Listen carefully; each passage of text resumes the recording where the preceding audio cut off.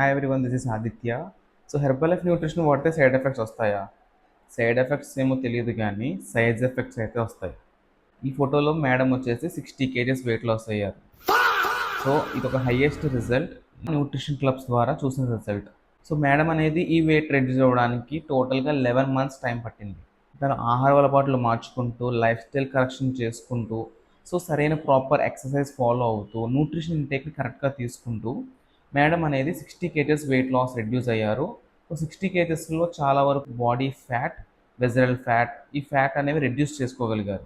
So ఎప్పుడైతే fat reduce చేసుకుని అదే ప్లేస్లో మజిల్ని ఇంప్రూవ్ చేసుకుని ఇప్పుడు హెల్దీ వెయిట్లో 60 kgs తన యొక్క ఐడియల్ వెయిట్లో ఉన్నారు.